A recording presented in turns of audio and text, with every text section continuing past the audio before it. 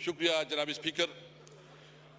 सबसे पहले तो मैं बिलावल भुट्टो साहब ने जो साइपर की बात की है, मैं हमारे पार्टी का इसके ऊपर बिल्कुल क्लियर मौकिफ है कि उसके ऊपर जुडिशियल कमीशन बनाएं, सुप्रीम कोर्ट जुडिशियल कमीशन बनाएं। आए अगर आप तैयार हैं तो उस पर जुडिशियल कमीशन बनाएं। जिस तरह साइपर में जो हमारा मौकिफ था कि एक 19 ग्रेड का ऑफिसर हमारे एम्बेसडर को बुला के जिस तरह वो डिक्टेशन देता है, वो हमारी कौमी गैरत पे एक बहुत बड़ा सवालिया निशान था। क्या हम पाकिस्तानी इस तरह ट्रीट होंगे?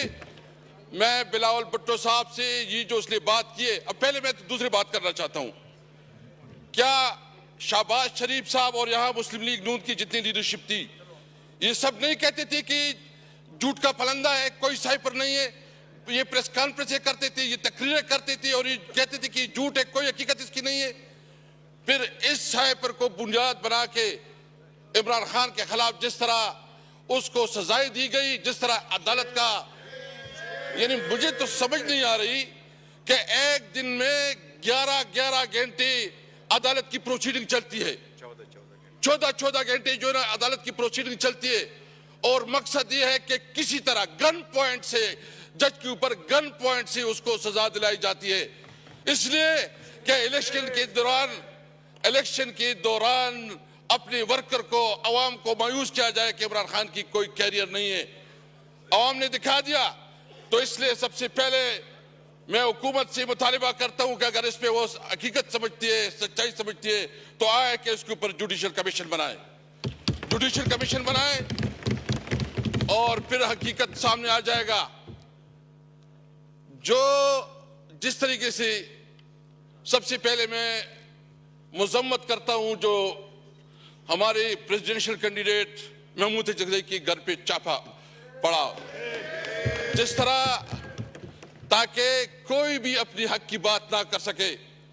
जिस तरह कल जो है ना एक मैसेज दिया गया, अगर असेंबली में कोई तकरीर करेगा तो उसका अंजाम ये होगा।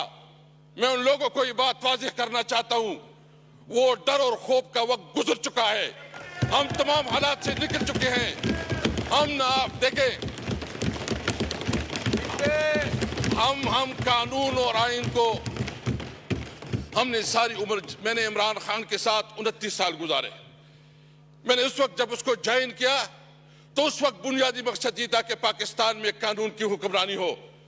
मैंने जो उसके साथ ज्वाइन किया तो उस वक्त थी कि हमारी कॉन्स्टिट्यूशन सुप्रीम होगी, सुप्रीमेसी ऑफ कॉन्स्टिट्यूशन। जब हम उसने उस वक्त ज्वाइन किया तो इस वक्त मकसद ये था कि हम आवाम को इंसाफ दिलाएंगे, और इंसाफ के लिए हमारी जद्दोजहद थी। 29 साल इमरान खान के साथ गुजारे। इमरान खान ने कभी उसूलों पे सौदाबाजी नहीं की। उनके लिए आसान था कि वो भी एग्रीमेंट करता, मुल्क से बाहर चला जाता, लेकिन उसने न वो भागा है और उसने डट के मुकाबला किया। उसने तमाम ऑफर वो किए और उन्होंने फैसला किया है कि वो इस मुल्क पे रह के हालात का मुकाबला करेंगे। मैं आपको कहता है कि इंशाअल्लाह ताला ना हमारा लीडर झुकेगा ना हम झुकेंगे इंशाअल्लाह ताला। अगर किसी का यह ख्याल है कि इमरान खान इस किस्म के हथकंडों से वो किसी उसके ऊपर आ जाएगा, किसी ऑफर को कबूल करेगा या कोई कंप्रोमाइज करेगा, कोई कंप्रोमाइज नहीं होगी। हमारा वही मकसद है कि पाकिस्तान के अंदर कानून की अलमबरदारी हो, आइन बालादस्त हो, मुल्क में हम आजाद जुडिशरी चाहते हैं।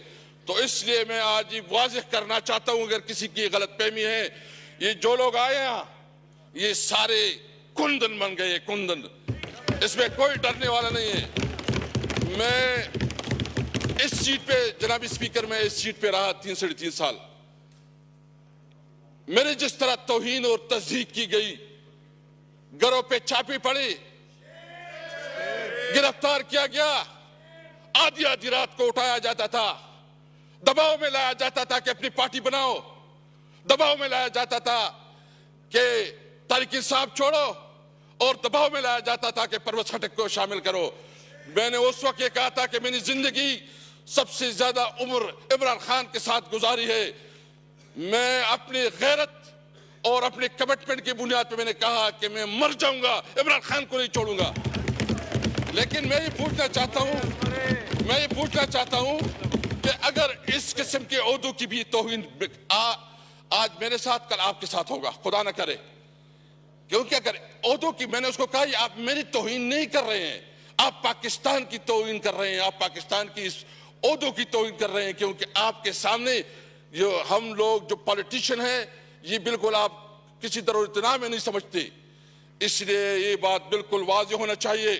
और मैं एक और बात भी करना चाहता हूं कि ये सिर्फ अभी नहीं, अभी हमारी शुरुआत हो चुकी है। इंशाअल्लाह हम एक बहुत बड़ी तहरीक बनाना चाहते हैं और इसमें हम उन तमाम पार्टियों को दावत देना चाहते हैं जो पार्टियां इस इलेक्शन के ऊपर कंसर्न रखती है, वो बलूचिस्तान की पॉलिटिकल पार्टीज हो, वो सिंध की पॉलिटिकल पार्टीज हो, वो पंजाब और खैबर पख्तूनख्वा से हो।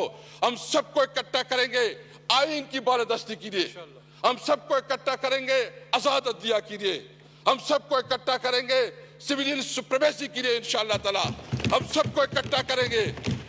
ये बात भूल जाएं, ये तो आगाज है।